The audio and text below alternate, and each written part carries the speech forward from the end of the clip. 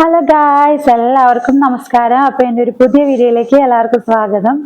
ഇന്ന് ഞാൻ വന്നിരിക്കുന്ന വീഡിയോ എന്ന് പറഞ്ഞിട്ടുണ്ടെങ്കിൽ ഒരു റിക്വസ്റ്റഡ് വീഡിയോ ആയിട്ടാണ്. അപ്പോൾ എല്ലാവരും എന്നോട് ചോദിച്ച കുറച്ച് ചോദ്യങ്ങൾക്ക് ഉള്ള ആൻസർ ആയിട്ടാണ് ഞാൻ വന്നിരിക്കുന്നത്.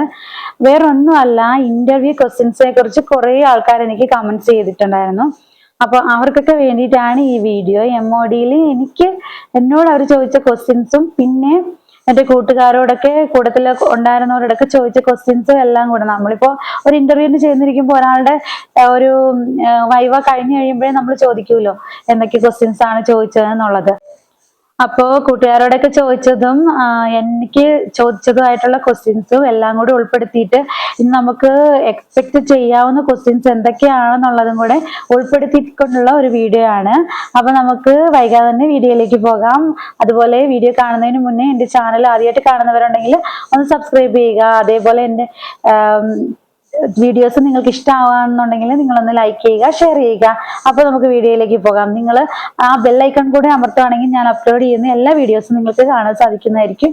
അപ്പോൾ തന്നെ നിങ്ങൾക്ക് നോട്ടിഫിക്കേഷൻ വരുന്നതായിരിക്കും. അപ്പോൾ നമുക്ക് വീഡിയോയിലേക്ക് പോകാം.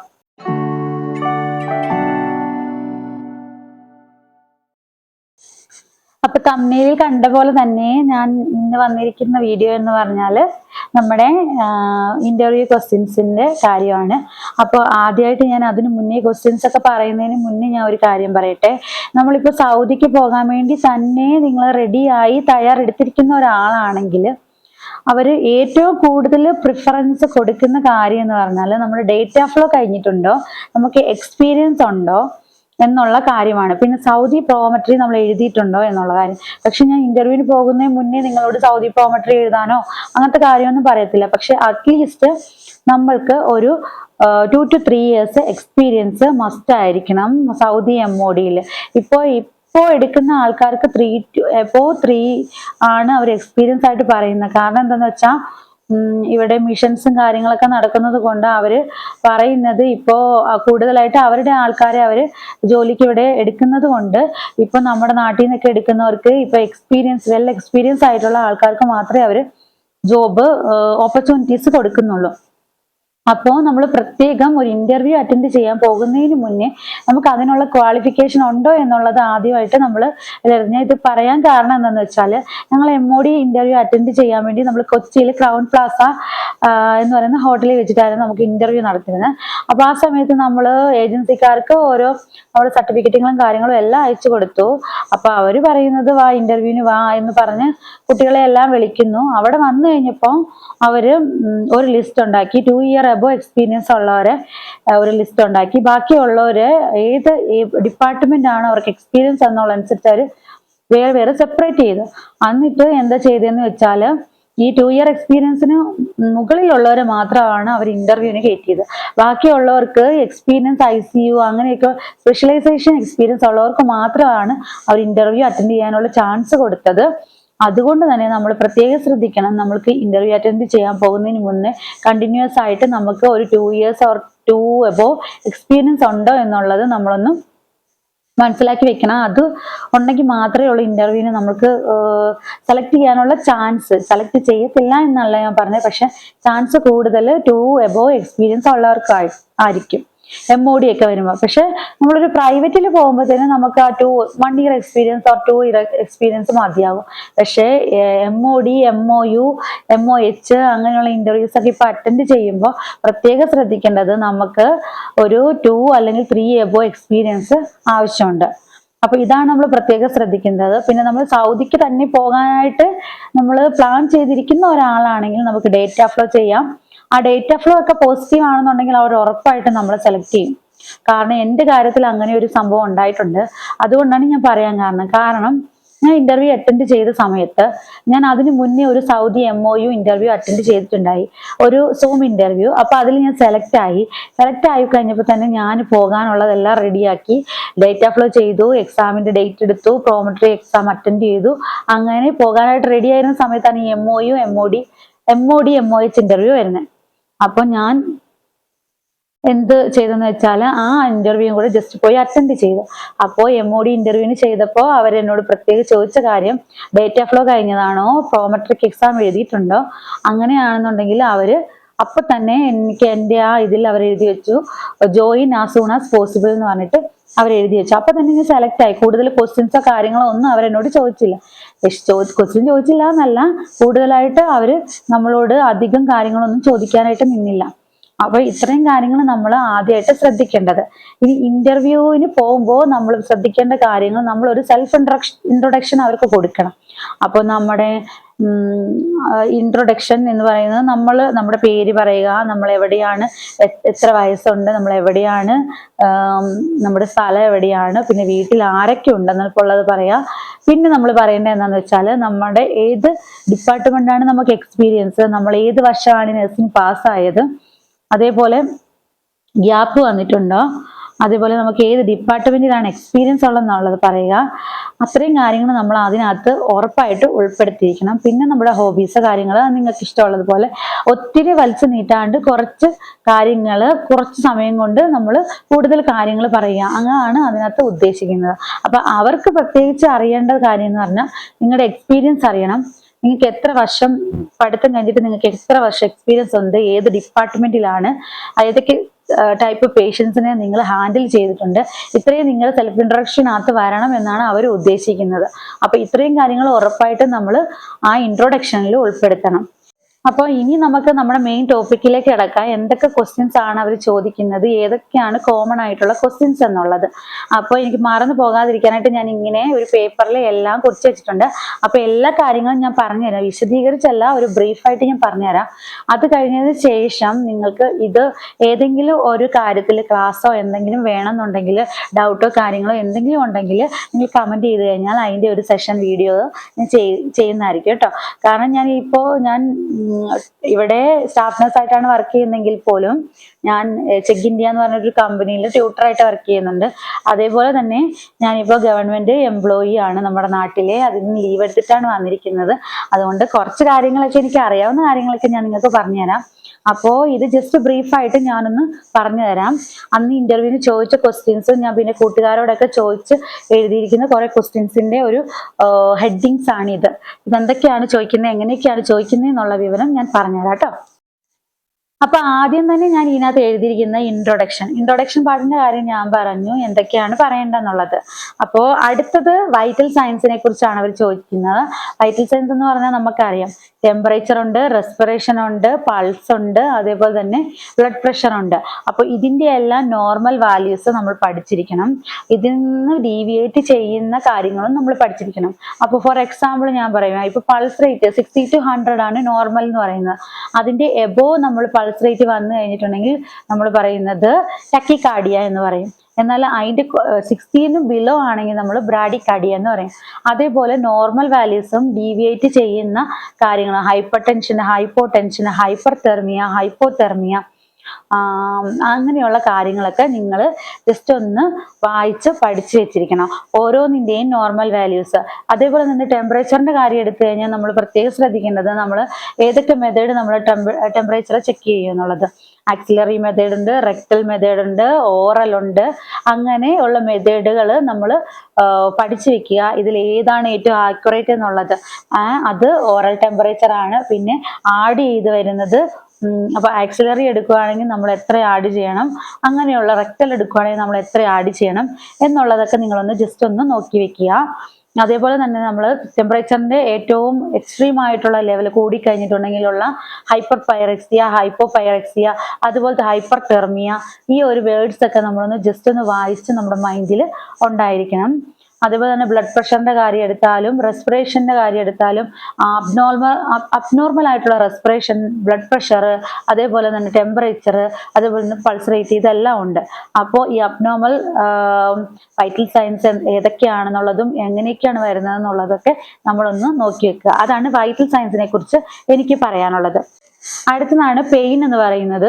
പെയിൻ അസസ്മെന്റ് നമുക്ക് എങ്ങനെയാണ് ചെയ്യേണ്ടത്, പെയിൻ സ്കോർ എങ്ങനെയൊക്കെയാണ്, നമുക്ക് കുറേ പെയിൻ അസസ്മെന്റ് സ്കെയിലുണ്ട്. കോൺഷ്യസ് ആയിട്ടുള്ള പേഷ്യന്റിന് യൂസ് ചെയ്യുന്ന പെയിൻ സ്കെയിലുണ്ട്, ഫേഷ്യൽ എക്സ്പ്രഷൻ വെച്ചിട്ട് ചെയ്യുന്ന പെയിൻ സ്കെയിലുകളുണ്ട്. അതേപോലെ തന്നെ നമ്മുടെ ന്യൂമറിക് പെയിൻ സ്കോർ സ്കെയിലുണ്ട്. അതേപോലെ തന്നെ ഫ്ലാഗ് സ്കെയിലുണ്ട്. അൺകോൺഷ്യസ് ആയിട്ടുള്ള പേഷ്യന്റിന് എടുക്കുന്ന പെയിൻ സ്കോർ ആണ് നമ്മൾ ഫ്ലാഗ് സ്കെയിൽ യൂസ് ചെയ്ത് നിയോനേറ്റൽ പെയിൻ അസസ്മെന്റ് ഉണ്ട്, Wong Baker facial pain scale ഉണ്ട്. അങ്ങനെ ഏതൊക്കെ തരത്തിലുള്ള പെയിൻ സ്കെയിലുകളാണ് നമ്മൾ യൂസ് ചെയ്യുന്നത്, അതിന്റെ പെയിൻ എത്ര എബോവ് പോയി കഴിഞ്ഞാൽ നമുക്ക് നാർക്കോട്ടിക്സ് ഒക്കെ കൊടുക്കേണ്ടി വരും പേഷ്യന്റിന്. കാരണം ട്രെമഡോള്, പെതിഡിന്, മോർഫിന് അതുപോലത്തെ ഒക്കെ ഉള്ളത് എത്ര എബോവ് പോയി കഴിഞ്ഞാലാണ് നമ്മൾ കൊടുക്കേണ്ടതെന്നുള്ളത് ഫിസിഷ്യൻസ് ഓർഡറിൽ കാണും. പക്ഷെ നമുക്കത് അറിയണമെന്നുണ്ടെങ്കിൽ പേഷ്യന്റ് പെയിൻ എങ്ങനെയാണ് അസസ് ചെയ്യുന്നതെന്നുള്ളത് നമ്മൾ അറിഞ്ഞിരിക്കണം. അപ്പോൾ അതാണ് അടുത്ത ഒരു ക്വസ്റ്റ്യൻ എന്ന് പറയുന്നത് പെയിൻ സ്കോർ അസസ്മെന്റ്. ഇപ്പൊ നമ്മളോട് ഇപ്പൊ അഡൾട്ടിനാണ് നമ്മൾ വർക്ക് ചെയ്യുന്നതെങ്കിൽ നമ്മൾ അഡൾട്ടിന് പെയിൻ സ്കോർ എങ്ങനെ അസസ് ചെയ്യാം, ന്യൂമറിക്കൽ അല്ലെങ്കിൽ ഫേഷ്യൽ എക്സ്പ്രഷന്, വോങ് ബെക്കർ അങ്ങനെയൊക്കെ വെച്ചിട്ട്. എന്നാൽ അഡൾട്ട് അൺകോൺഷ്യസ് ആണെങ്കിൽ നമ്മൾ യൂസ് ചെയ്യുന്നത് എന്തുവാ, ഫ്ലാറ്റ് സ്കെയിൽ. അങ്ങനെയുള്ള ക്വസ്റ്റ്യൻസ് ഒക്കെ അവർ ചോദിച്ചിട്ടുണ്ടായി. അപ്പോൾ അത് കൂടാതെ നിയോനേറ്റൽ പെയിൻ സ്കെയിൽ അസസ്മെന്റ് ഉണ്ട്. അത് നമ്മൾ എങ്ങനെയാണ്, അത് NICU അതേപോലെ പീഡിയാട്രിക് ICU ഒക്കെ ക്വസ്റ്റ്യൻസ് മറ്റേ ഇന്റർവ്യൂസ് വരുമ്പോഴത്തേനും അവരോട് ചോദിക്കുന്ന ക്വസ്റ്റ്യൻസ് പീഡിയാട്രിക് അല്ലെങ്കിൽ നിയോനേറ്റൽ പെയിൻ അസസ്മെന്റ് സ്കെയിൽ എങ്ങനെയാണെന്നുള്ളത് കാര്യങ്ങളൊക്കെ ചോദിക്കും. അതാണ് പെയിനകത്ത് അവർ ചോദിക്കുന്ന ക്വസ്റ്റ്യൻ എന്ന് പറഞ്ഞാൽ. അടുത്തത് നമുക്ക് പ്രധാനപ്പെട്ട ഒരു കാര്യമാണ് GCS സ്കെയില്. GCS സ്കെയില് എന്ന് പറഞ്ഞാൽ എന്താണ്, ഒരു പേഷ്യന്റിന്റെ കോൺഷ്യസ് ലെവൽ നമ്മൾ അളക്കാൻ വേണ്ടി ഉപയോഗിക്കുന്ന ഒരു സ്കെയിലാണ് GCS സ്കെയിൽ എന്ന് പറഞ്ഞാൽ. ഗ്ലാസ്കോ കോമ സ്കെയിൽ എന്നാണ് അതിന്റെ എക്സ്പാൻഷൻ വരുന്നത്. അപ്പൊ ഈ ഒരു സ്കെയിൽ യൂസ് ചെയ്തിട്ട് നമ്മൾ എങ്ങനെയാണ് കണ്ടുപിടിക്കുന്നത്, മാക്സിമം സ്കോർ 15 ആണ്, മിനിമം സ്കോർ അതിനകത്ത് വരുന്നത് 3 ആണ്. 3 സ്കോർ വരുന്നത് എന്ന് പറഞ്ഞാൽ എക്സ്ട്രീം അൺകോൺഷ്യസ് പേഷ്യന്റ് ആയിട്ടുള്ള കൊമാറ്റോസ് പേഷ്യൻസിനൊക്കെയാണ് 3 സ്കോർ വരുന്നത്. എന്നാൽ ഫുൾ കോൺഷ്യസ് ആയിട്ടുള്ള ഒരു പേഷ്യന്റിന് നമ്മൾക്ക് 15 സ്കോർ കൊടുക്കും. അത് 3 ക്രൈറ്റീരിയാസ് അനുസരിച്ചാണ് നമ്മൾ ആ സ്കോർ ചെയ്യുന്നത്. ഐ റെസ്പോൺസ് നോക്കും, മോട്ടോർ റെസ്പോൺസ് നോക്കും, അതേപോലെ തന്നെ വെർബൽ റെസ്പോൺസ് നോക്കും. ഐ റെസ്പോൺസിനകത്ത് മാക്സിമം സ്കോർ 4 ആണ് വരുന്നത്, മോട്ടോർ റെസ്പോൺസിനകത്ത് മാക്സിമം സ്കോർ 6 ആണ് വരുന്നത്. എന്നാൽ വെർബൽ റെസ്പോൺസിനകത്ത് മാക്സിമം സ്കോർ 5 ആണ് വരുന്നത്. അങ്ങനെ ടോട്ടൽ സ്കോർ വരുമ്പോൾ 15 വരും. ഈ 15ൽ 8 ബിലോ പോകുന്ന ആൾക്കാരാണ് കോമ സ്റ്റേജ് അങ്ങനെയുള്ളവരൊക്കെ ആയിരിക്കും. എന്നാൽ ഏറ്റവും ഒന്നുമില്ലാത്ത ഒരു പേഷ്യന്റിന് നമുക്ക് കൊടുക്കാൻ പറ്റുന്ന സ്കോർ എന്ന് പറയുന്നത് 3 ആണ്. ഒരിക്കലും അത് 0 വരത്തില്ല. അപ്പോൾ അങ്ങനെ ഒരു ക്വസ്റ്റ്യൻ ചിലപ്പോൾ ചോദിക്കാം, പേഷ്യന്റ് കൊമാറ്റോസ് ആണ്, ഐ റെസ്പോൺസ് ഇല്ല, അതേപോലെ തന്നെ നമുക്ക് ഈ വെർബൽ റെസ്പോൺസ് ഇല്ല, ഒന്നുമില്ല, നോ റെസ്പോൺസ് ആണ് എല്ലാം. അപ്പോൾ ആ പേഷ്യന്റ് സ്കോർ എത്രയായിരിക്കും എന്നുള്ള ഒരു ചോദ്യം അവർ ചോദിക്കും. അങ്ങനെ ചോദിക്കുമ്പോൾ നമ്മൾ ഉറപ്പായിട്ട് 0 എന്ന് പറയരുത്, ഉറപ്പായിട്ട് നമ്മൾ പറയേണ്ട ആൻസർ എന്ന് പറഞ്ഞാൽ 3 ആയിരിക്കും. അപ്പോൾ GCSനെ കുറിച്ചുള്ള വീഡിയോ പുതിയതായിട്ട് ഞാൻ ചെയ്യുന്നുണ്ട്. അപ്പോൾ ആ വീഡിയോ നമ്മൾ അടുത്ത ദിവസങ്ങളിൽ ഞാൻ അപ്ലോഡ് ചെയ്യാം കേട്ടോ. അപ്പോൾ അതാണ് GCS സ്കോറിനെ കുറിച്ച്. അടുത്തത് അവർ ചോദിച്ച ഒരു ക്വസ്റ്റ്യൻ എന്ന് പറയുന്നത് പീഡിയാട്രിക് അബ്ഗ സ്കോറിനെ കുറിച്ചാണ്. ഇത് നമുക്ക് paediatric ICU, paediatric ward, NICU ഒക്കെ ഇത് ചെയ്യുന്ന റിക്രൂട്ട് ചെയ്യുന്ന അവരോട് ചോദിക്കുന്ന ക്വസ്റ്റ്യൻസ് ആണ്. നമ്മൾ അഡൾട്ടിനോട് ഇത് ചോദിക്കത്തില്ല എന്നല്ല, പക്ഷെ കൂടുതലും പീഡിയാട്രിക് ICU, NICU ഒക്കെ ജോബ് നോക്കുന്ന ആൾക്കാരോട് ചോദിക്കുന്ന ഇന്റർവ്യൂ ക്വസ്റ്റ്യൻ ആണ് ഈ അബ്ഗ സ്കോർ. അബ്ഗ സ്കോർ എന്ന് പറഞ്ഞാൽ നമ്മൾ ജനിച്ച ഒരു കൊച്ചിന് അതിൻ്റെ സ്കിൻ ടോണ്, അതിൻ്റെ ആക്ടിവിറ്റി എല്ലാം കൂടെ കൊച്ചി നോർമൽ ആണോ എന്നുള്ളത് കണക്കാക്കുന്ന ഒരു സ്കോറിംഗ് ആണ് അബ്ഗ സ്കോർ എന്ന് പറയുന്നത്.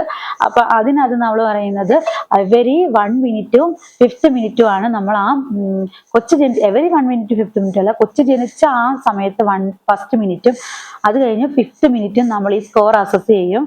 എന്നിട്ടാണ് കൊച്ചിന്റെ കണ്ടീഷൻ നമ്മൾ തീരുമാനിക്കുന്നത്. അതാണ് അബ്ഗ സ്കോറിനകത്ത് വരുന്നത്. ഇതിന്റെ സ്കോറിംഗ് എങ്ങനെയാണെന്നുള്ളതും ഒക്കെ നിങ്ങളൊന്ന് നോക്കിയിട്ട് പോകുക. എല്ലാം വിശദീകരിച്ച് ഞാൻ പറഞ്ഞു കഴിഞ്ഞിട്ടുണ്ടെങ്കിൽ നമുക്ക് ഈ വീഡിയോ ഒത്തിരി ലെങ്ത് ആയി പോകും, നിങ്ങൾക്കും ബോറടിക്കും. അപ്പോൾ നിങ്ങൾ നോക്കേണ്ട കാര്യങ്ങളെ കുറിച്ചാണ് ഞാൻ പറഞ്ഞത്. ഏതെങ്കിലും കാര്യത്തിൽ നിങ്ങൾക്ക് വീഡിയോ എന്തെങ്കിലും ആവശ്യമുണ്ടെന്നുണ്ടെങ്കിൽ, ഡെമോ വീഡിയോ എന്തെങ്കിലും ആവശ്യമുണ്ടെന്നുണ്ടെങ്കിൽ ഞാനത് ചെയ്തു തരുന്നതായിരിക്കും കേട്ടോ. അപ്പോൾ നിങ്ങളൊന്ന് കമന്റ് ചെയ്താൽ മതി. അപ്പോൾ അടുത്തതെന്ന് പറഞ്ഞാൽ CPR. അത് പ്രധാനപ്പെട്ട ഒരു കാര്യമാണ്. നമ്മൾ ഏതൊരു ഇന്റർവ്യൂവിന് ചോദിക്കുന്ന ഒരു മസ്റ്റായിട്ടുള്ള ഒരു ക്വസ്റ്റ്യൻ ആണ് CPR, കാർഡിയോ പൾമണറി റിസസിറ്റേഷൻ. ഏതൊക്കെ കണ്ടീഷനിലാണ് നമ്മൾ കാർഡിയോ പൾമണറി റിസസിറ്റേഷൻ കൊടുക്കുന്നത്. അപ്പോൾ അതുപോലെ തന്നെ ഒരു പേഷ്യന്റ്, ഇപ്പോൾ നമുക്കൊരു സെനാരിയോ തന്നെ ചിലപ്പോൾ വരും.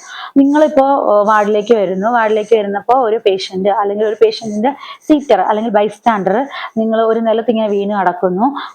അപ്പോൾ ഒരു റെസ്പോൺസും ഇല്ല പേഷ്യന്റിന്. അപ്പോൾ നിങ്ങൾ എന്ത് ഇതാണ് CPR കൊടുക്കുന്നത് എങ്ങനെയായിരിക്കും, ഏത് കോഡാണ് നിങ്ങൾ ആക്ടിവേറ്റ് ചെയ്യുന്നത്? കാരണം എമർജൻസി കോഡ്സിനെ കുറിച്ച് അവർ ചോദിക്കും. അത് ഏത് കോഡാണ് നമ്മൾ ആക്ടിവേറ്റ് ചെയ്യുന്നത്? ഇത് മെയിനായിട്ട് CPR കാർഡിയോ പൾമണറി അറസ്റ്റ് വരുമ്പോൾ നിങ്ങൾക്ക് എല്ലാവർക്കും അറിയാം, നമ്മൾ ആക്ടിവേറ്റ് ചെയ്യുന്ന കോഡ് എന്ന് പറയുന്നത് കോഡ് ബ്ലൂ ആണ്. അപ്പോൾ എങ്ങനെയാണ് അതിൻ്റെ ക്രൈറ്റീരിയാസ് എന്തൊക്കെയാണ്, ഏതൊക്കെ പേഷ്യൻറ്റിനാണ് നമ്മൾ അങ്ങനെ കോഡ് ബ്ലൂ അനൗൺസ് ചെയ്യുന്നത്, ഏതൊക്കെ സിറ്റുവേഷൻസിന് നമുക്ക് അനൗൺസ് ചെയ്യാൻ പറ്റും, അതേപോലെ CPR കൊടുക്കുമ്പോഴത്തേനും നമ്മൾ കംപ്രഷൻ റേറ്റ് എത്രയാണ്, 100 to 120 ബീറ്റ്സ് പെർ മിനിറ്റിലാണ് നമ്മൾ ജസ്റ്റ് കംപ്രഷൻ കൊടുക്കുന്നത്. അതുപോലെ തന്നെ എത്ര സൈക്കിൾസ് നമ്മൾ കംപ്ലീറ്റ് ചെയ്യും എന്നൊക്കെയുള്ളത് ചോദിക്കുന്നുണ്ട്.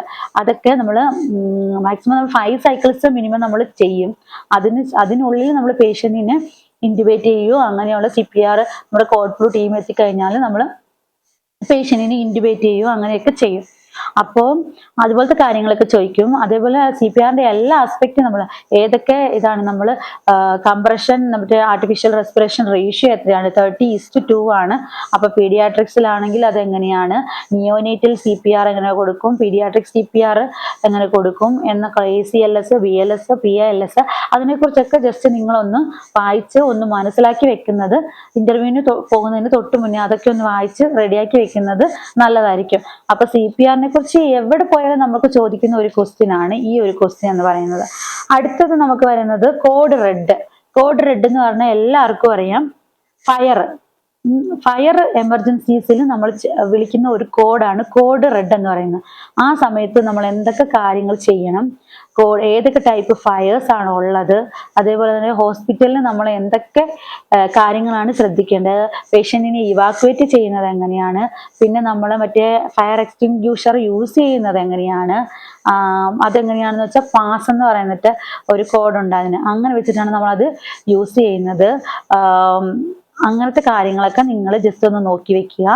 അതേപോലെ തന്നെ അടുത്ത ഒരു ക്വസ്റ്റ്യൻ ആണ് എമർജൻസി ഡ്രഗ്സ് എന്ന് പറയുന്നത്. കാർഡിയാക് അറസ്റ്റ്, കാർഡിയാക് ഫെയിലുവർ അങ്ങനത്തെ കാര്യങ്ങളൊക്കെ പെട്ടെന്ന് ഒരു റെസ്പിറേറ്ററി ഫെയിലുവർ അങ്ങനെയൊക്കെ അടിക്കുമ്പോഴത്തേക്കും നമുക്ക് പെട്ടെന്ന് യൂസ് ചെയ്യാൻ പറ്റുന്ന ഏതൊക്കെയാണ് എമർജൻസി ഡ്രഗ്സ് എന്നുള്ളതും അതിൻ്റെ ഡോസേജ് എങ്ങനെയൊക്കെയാണെന്നുള്ളതും അത് കൊടുക്കുമ്പോൾ നമ്മൾ ശ്രദ്ധിക്കേണ്ട വൈറ്റൽ സയൻസിൽ മോണിറ്റർ ചെയ്യേണ്ട കാര്യങ്ങളും നഴ്സിംഗ് കൺസിഡറേഷൻ എന്തൊക്കെയാണെന്നുള്ളതൊക്കെ ജസ്റ്റ് ഒന്ന് നിങ്ങൾ വായിച്ചു വെക്കുക.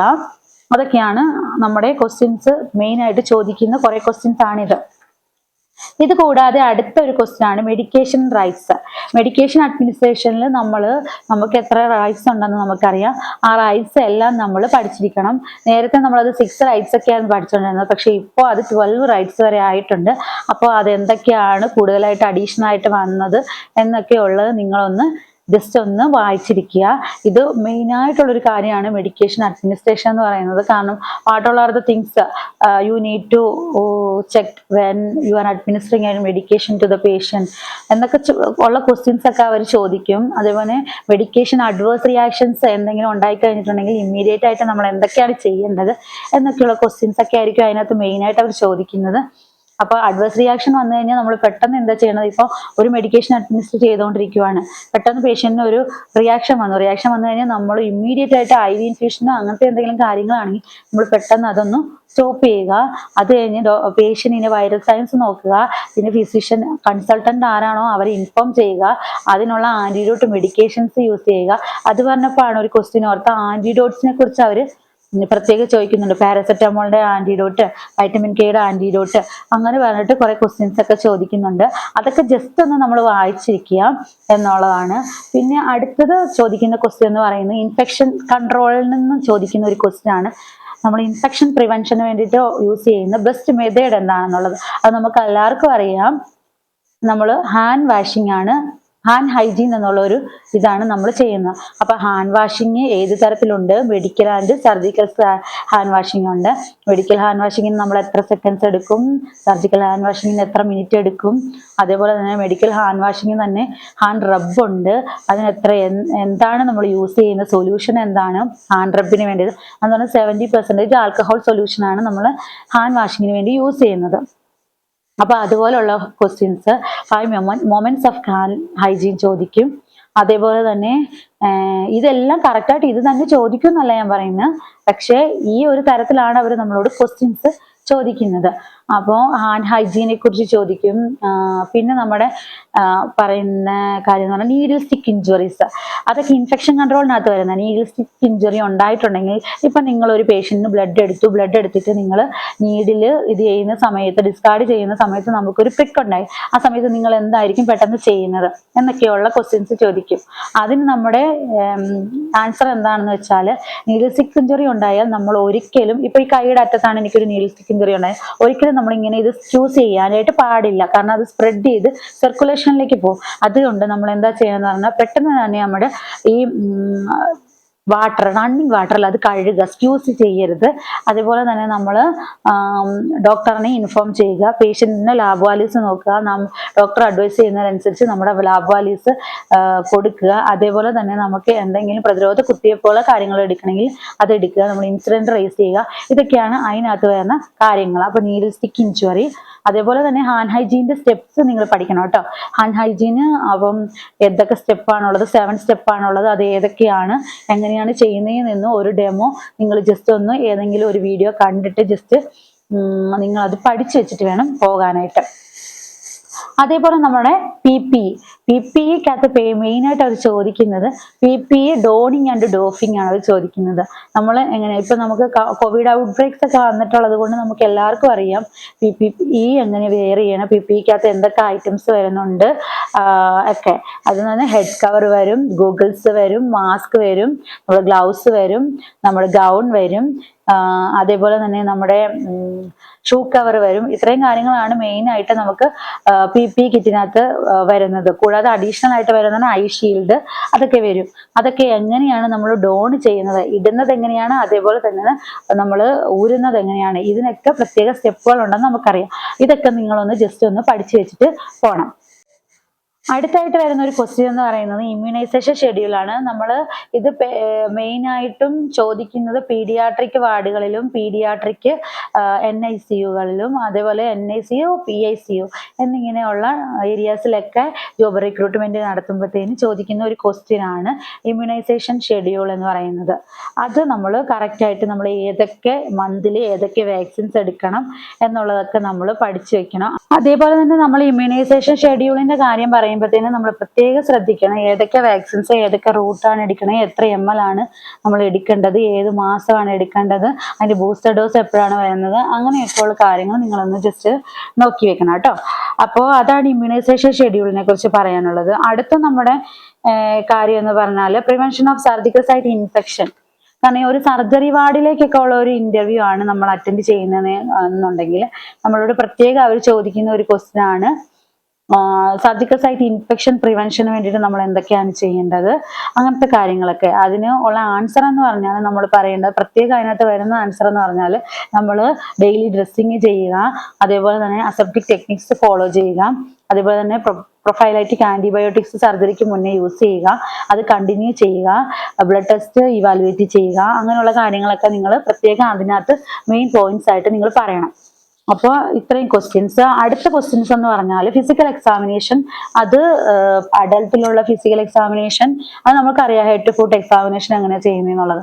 അത് മെയിനായിട്ട് അഡൽട്ടിലൊന്നും ചോദിക്കത്തില്ല, പക്ഷെ എന്നാൽ നിയോനേറ്റൽ അസസ്മെന്റ് എന്താണെന്നുള്ളത് നമ്മളൊന്ന് പഠിച്ചു വെക്കണം. NICU PICU അങ്ങനെയുള്ളിടത്തൊക്കെ റിക്രൂട്ട്മെന്റ് ചെയ്യുമ്പോഴത്തേക്കും, അങ്ങനെയുള്ള ഏരിയാസിലേക്ക് റിക്രൂട്ട് ചെയ്യുന്ന ആൾക്കാർ ഇന്റർവ്യൂവിന് പോകുമ്പോഴത്തേനും നമ്മൾ അതൊക്കെ പ്രത്യേകമായിട്ട് പീഡിയാട്രിക് അസസ്മെന്റ്, നിയോനേറ്റൽ അസസ്മെന്റ് ഒക്കെ നമ്മളൊന്ന് ജസ്റ്റ് ഒന്ന് വായിച്ച് വെച്ചിരിക്കണം. അതേപോലെ തന്നെയാണ് സൈക്കാട്രിക് യൂണിറ്റിലേക്കൊക്കെ നമ്മളെ റിക്രൂട്ട് ചെയ്യുന്ന ആൾക്കാരൊക്കെ ഉണ്ടെന്നുണ്ടെങ്കിൽ അവർ പഠിച്ചു വെക്കേണ്ട ഒരു അസസ്മെന്റ് എന്ന് പറഞ്ഞാൽ നമ്മുടെ മെന്റൽ സ്റ്റാറ്റസ് എക്സാമിനേഷൻ ഇല്ല. മെന്റൽ സ്റ്റാറ്റസ് എക്സാമിനേഷൻ എങ്ങനെയാണ് ചെയ്യുന്നത്, അതിന്റെ ഓൾ ആസ്പെക്ട് നമ്മളൊന്ന് ജസ്റ്റ് ഒന്ന് നോക്കി വെക്കണം. പിന്നെ അടുത്തതെന്ന് പറഞ്ഞാൽ നമുക്ക് വരുന്ന ഒരു കാര്യം എന്ന് പറഞ്ഞാൽ ടെർമിനലി ഇൽ പേഷ്യൻസിനെ നമ്മൾ എങ്ങനെയാണ് കെയർ ചെയ്യുന്നത്. ടെർമിനലി ഇൽ പേഷ്യൻ്റ് അല്ലെങ്കിൽ എൻഡ് ലൈഫ് കെയർ ഉള്ള പേഷ്യൻസിന് നമ്മളൊക്കെ എന്തൊക്കെ കെയർ ആണ് കൊടുക്കുന്നത്. കാരണം അത് ഓൾ കെയർ നമുക്ക് വരും. ട്രക്കിയോസ്റ്റമി ഉള്ള പേഷ്യൻ്റ് ആണെങ്കിൽ ട്രക്കിയോസ്റ്റമി കെയർ വരും. അപ്പോൾ അത് പറഞ്ഞപ്പോഴത്തെ ട്രക്കിയോസ്റ്റമി ഉള്ള പേഷ്യൻറ്റിനെ നമ്മൾ കെയർ ചെയ്യുന്നത് എങ്ങനെയാണ്, ട്രക്കിയോസ്റ്റമി സക്ഷനിങ് എങ്ങനെയാണ്, അതൊക്കെയുള്ള കാര്യങ്ങളൊന്ന് ജസ്റ്റ് ഒന്ന് നോക്കി വെക്കുക. അതൊക്കെ സർജിക്കൽ വാർഡ് മെഡിക്കൽ വാർഡിലുള്ളവർക്കൊക്കെ ആയിരിക്കും ആ ക്വസ്റ്റ്യൻസ് ഒക്കെ അവർ ചോദിക്കാറ്. പിന്നെയുള്ള ഒരു ക്വസ്റ്റ്യൻ എന്ന് പറഞ്ഞാൽ ഇതേപോലെ ടെർമിനലി ഇല്ല അല്ലെങ്കിൽ എൻഡ് ലൈഫ് കെയർ കൊടുക്കുന്ന പേഷ്യന്റിന് എന്തൊക്കെ കാര്യങ്ങളാണ് നമ്മൾ ശ്രദ്ധിക്കേണ്ടത്. അങ്ങനെയുള്ള കാര്യങ്ങൾ വരുമ്പോഴത്തേനും നമ്മൾ ശ്രദ്ധിക്കേണ്ടത് അവരൊരിക്കലും നമ്മൾ പെയിൻ ഉണ്ടാകാനായിട്ടുള്ള ഒരു അവസരം ഉണ്ടാക്കി കൊടുക്കരുത്. പെയിൻ മെഡിക്കേഷൻസ് ഒക്കെ കറക്റ്റ് ആയിട്ട് കൊടുക്കണം. അതേപോലെ തന്നെ ഹെഡ് ടു ഫുട്ട് കെയർ നമുക്ക് അവർക്ക് ചെയ്യണം. ബെഡ് ബാത്ത്, പിന്നെ നമ്മുടെ ഹെയർ വാഷിങ്, അതേപോലെ തന്നെ നമ്മൾ കൊടുക്കേണ്ടത് mouth care, NG tube feeding, അതേപോലെ തന്നെ നമ്മൾ കൊടുക്കേണ്ടത് പെഡിക്യൂർ ട്രീറ്റ്മെന്റ് പോലത്തെ ട്രീറ്റ്മെന്റുകൾ, ഹെയർ കെയർ, എന്നാ ബോഡി കെയർ ഫുള്ള്, അതുപോലത്തെ കാര്യങ്ങളൊക്കെ ഉണ്ട്. എൻഡ് ലൈഫ് കെയർ എന്ന് പറയാത്തത്. അതൊക്കെ എന്തൊക്കെയാണെന്നുണ്ട് ജസ്റ്റ് ഒന്ന് നിങ്ങളത് വായിച്ചു വെച്ചാൽ മതി. കൂടുതൽ ഇതായിട്ടൊന്നും പഠിച്ചു വെക്കാൻ പോകണ്ട. നമ്മൾ ഒന്ന് ജസ്റ്റ് വായിച്ചു നോക്കിക്കഴിഞ്ഞാൽ തന്നെ ഇന്റർവ്യൂവിന് പോകുമ്പോൾ നമുക്ക് ആ ഒരു പോയിന്റ്സ് അവിടെ ചെന്ന് കഴിഞ്ഞാൽ തന്നെ അവരവിടെ നമുക്കൊരു ടിക്ക് മാർക്ക് ഇടും. അതൊക്കെയാണ്. പിന്നെ അടുത്തതെന്ന് പറഞ്ഞാൽ നമ്മൾ പഠിക്കേണ്ടത് മെഡിക്കേഷൻ അഡ്മിനിസ്ട്രേഷനകത്ത് ഞാൻ ഒരു കാര്യം പറയാൻ വിട്ടുപോയി. നമ്മൾ റൂട്ട് ഓഫ് മെഡിക്കേഷൻ അഡ്മിനിസ്ട്രേഷൻ എങ്ങനെയാണ് ഉള്ളതും, പിന്നെ അതേപോലെ തന്നെ കുട്ടികളിലെ റൂട്ട്സ് ഏതാണ് ഏറ്റവും കൂടുതൽ നല്ലതായിട്ടുള്ള IM അഡ്മിനിസ്ട്രേഷൻ എങ്ങനെയാണ് കൊടുക്കുന്നത്, വാസ്റ്റിസ് ലാറ്ററാലിസിസ്, എന്നാൽ അഡൾട്ടിൽ വരുമ്പോൾ അത് എങ്ങനെയാണെന്നുള്ളതും ഒക്കെ പഠിക്കണം. അതേപോലെ തന്നെ IV തെറാപ്പി, IV കാനുലേഷൻ, അതൊക്കെ പഠിക്കണം. IV കാനുലേഷൻ എങ്ങനെ ചെയ്യുന്നു, പ്രൊസീജിയർ വൈസ് എങ്ങനെയാണെന്നുള്ളത്, അതിൻ്റെ കോംപ്ലിക്കേഷൻസ് എന്തൊക്കെയാണ്, ഏതൊക്കെ ഗേജ് നീഡിൽസ് ആണ് നമ്മൾ യൂസ് ചെയ്യുന്നത് എന്നുള്ളതും, അതിൻ്റെ കളർ കോഡുകളും അതൊക്കെ ജസ്റ്റ് ഒന്ന് നിങ്ങൾ നോക്കി വെക്കുക. അതേപോലെ തന്നെ നമ്മൾ IV തെറാപ്പിയുടെ കോംപ്ലിക്കേഷൻസ് കാര്യങ്ങൾ, IV കാനുലേഷൻ്റെ കോംപ്ലിക്കേഷൻ, ത്രോംബോഫ്ലിബൈറ്റിസ്, എയർ എംബോളിസം, അതേപോലെ തന്നെ VIP സ്കോർ എന്താണ്, വിഷ്വൽ ഇൻഫ്യൂഷൻ ഫ്ലിബൈറ്റിസ് സ്കോർ എന്നാണ് VIP സ്കോർ എന്ന് പറയുന്നത്. അത് എന്തിനാണെന്ന് വെച്ചാൽ IV കാനുല ചേഞ്ച് ചെയ്യണോ വേണ്ടയോ എന്നുള്ളത് നമ്മൾ അസസ് ചെയ്യുന്ന ഒരു സൈറ്റ് അസസ്മെന്റ് ഇതാണ് VIP സ്കോർ എന്ന് പറയുന്നത്. അതെന്താണെന്നൊന്ന് ജസ്റ്റ് നോക്കി വെക്കുക. ഈ കോംപ്ലിക്കേഷൻസ് വന്നു കഴിഞ്ഞാൽ അതിൻ്റെ ട്രീറ്റ്മെന്റ് മെത്തേഡ്സ് എന്തൊക്കെയാണെന്നുള്ളത് നോക്കി വെക്കുക. അതേപോലെ IV തെറാപ്പി വരുമ്പോഴത്തേനും നമ്മൾ ജസ്റ്റ് നോക്കേണ്ട കാര്യങ്ങൾ എന്ന് പറഞ്ഞാൽ ഏത് ടൈപ്സ് ഓഫ് IV ഫ്ലൂയിഡ്സ് ഉണ്ട്, കോൺസെൻട്രേറ്റഡ് ഉണ്ട്, ഹൈപ്പർ ടോണിക് ഉണ്ട്, ഹൈപ്പോട്ടോണിക് ഉണ്ട്, ഐസോട്ടോണിക് ഉണ്ട്. ഇത് ഏതൊക്കെ ഓരോ എക്സാമ്പിൾസ് നമ്മൾ പഠിച്ചു വെക്കുക. എന്തൊക്കെയാണ് ഹൈപ്പോട്ടോണിക് സൊല്യൂഷനിൽ നടക്കുന്നത്, ഹൈപ്പോട്ടോണിക്കിൽ എന്തൊക്കെയാണ് നടക്കുന്നത്, അതേപോലെ ഐസോട്ടോണിക്കിൽ എന്തൊക്കെയാണ് നടക്കുന്നത് എന്നൊക്കെയുള്ളത് നമ്മളൊന്ന് ജസ്റ്റ് ഒന്ന് വായിച്ച് മനസ്സിലാക്കി വെച്ചിട്ട് വേണം പോകാനായിട്ട്. അതേപോലെ തന്നെ നമ്മൾ കോൺസെൻട്രേറ്റഡ് ഇലക്ട്രോലൈറ്റ്സ് അപ്പോൾ അഡ്മിനിസ്റ്റർ ചെയ്യുമ്പോൾ നമ്മൾ എന്തൊക്കെ കാര്യങ്ങളാണ് ശ്രദ്ധിക്കേണ്ടതെന്നുള്ളത് നമ്മൾ പഠിച്ചു വെക്കണം. അതേപോലെ തന്നെ IV ഫ്ലോ റേറ്റ് എങ്ങനെ കാൽക്കുലേറ്റ് ചെയ്യുന്നതെന്നുള്ളത് ജസ്റ്റ് ഒന്ന് നമ്മൾ നോക്കി വെക്കണം.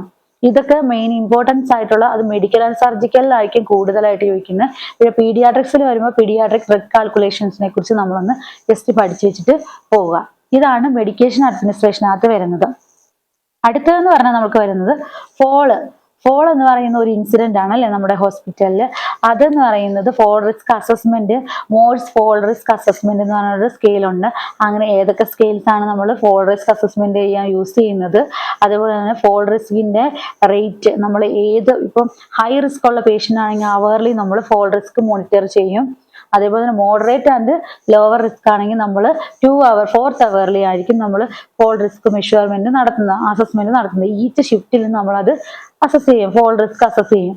അപ്പോൾ അങ്ങനെയുള്ള കാര്യങ്ങൾ നിങ്ങളൊന്ന് പഠിച്ചു വയ്ക്കുക. നമ്മൾ ഫോൾ റിസ്കിന്റെ ബാൻഡ് ഹൈ റിസ്ക് ഉള്ള പേഷ്യൻറ്റിന് അപ്ലൈ ചെയ്യണം, അതേപോലെ തന്നെ ഫ്രീക്വൻ്റ് ആയിട്ട് പേഷ്യൻറ്റിനെ മോണിറ്റർ ചെയ്യണം എന്നൊക്കെയുള്ള കാര്യങ്ങൾ നിങ്ങളൊന്ന് ജസ്റ്റ് ആ ഒരു കാര്യങ്ങളൊക്കെ ഒന്ന് ജസ്റ്റ് വായിച്ചു വെക്കുക. അതേപോലെ ഒരു ക്വസ്റ്റ്യൻ ആണ് റെസ്ട്രെയിൻഡ് എന്ന് പറയുന്നത്. റെസ്ട്രെയിൻ പോളിസീസ് എന്തൊക്കെയാണ്, റെസ്ട്രെയിൻ ചെയ്യുന്ന പേഷ്യൻറ്റിനുള്ള പോളിസീസ്, നമ്മൾ എന്തൊക്കെയാണ് ചെയ്യേണ്ടത് എന്നുള്ള ഒരു കാര്യങ്ങൾ ഒക്കെ നമ്മൾ പഠിച്ചു വെക്കണം. കാരണം ഒരു റെസ്ട്രെയിൻഡ് ചെയ്യണ ഒരു പേഷ്യൻറ്റ് നമുക്ക് ഫിസിഷ്യന്റെ ഓർഡർ ആദ്യമേ വേണം, കൺസെന്റ് വേണം പേഷ്യൻറ്റിന്റെ അല്ലെങ്കിൽ ബൈസ്റ്റാൻഡറിന്റെ കയ്യിൽ നിന്ന്. പിന്നെ നമ്മൾ 24 hour മാത്രമേ ഉള്ളൂ ഒരു റെസ്ട്രെയിൻ അപ്ലൈ ചെയ്യാൻ പാടുള്ളൂ. അത് നമ്മൾ 24 hour കഴിയുമ്പോഴത്തേനും ആ ഓർഡർ വീണ്ടും റീന്യൂ ചെയ്തെങ്കിൽ മാത്രമേ ഉള്ളൂ നമുക്ക് പേഷ്യൻറ്റ് പിന്നെയും റെസ്ട്രെയിൻ ഇടാൻ പറ്റത്തുള്ളൂ. പിന്നെയുള്ള കാര്യം ശ്രദ്ധിക്കേണ്ടതെന്ന് പറഞ്ഞാൽ ഫ്രീക്വൻ്റ് ആയിട്ട് പേഷ്യൻറ്റിനെ ആ റെസ്ട്രെയിൻ ചെയ്ത പാർട്ട് ഇപ്പം കയ്യിലാണ് നമ്മൾ റെസ്ട്രെയിൻ ഇടുന്നതെങ്കിൽ ഇവിടെ നമ്മൾ പാർട്ട് ഫ്രീക്വൻ്റ് ആയിട്ട് 2 hourly അല്ലെങ്കിൽ hourly നമ്മൾ അസസ് ചെയ്യണം. അതേപോലെ തന്നെ അവിടെ എന്തെങ്കിലും റെഡ്നെസ് എന്തെങ്കിലും ഉണ്ടെങ്കിൽ IR മേക്ക് ചെയ്യണം.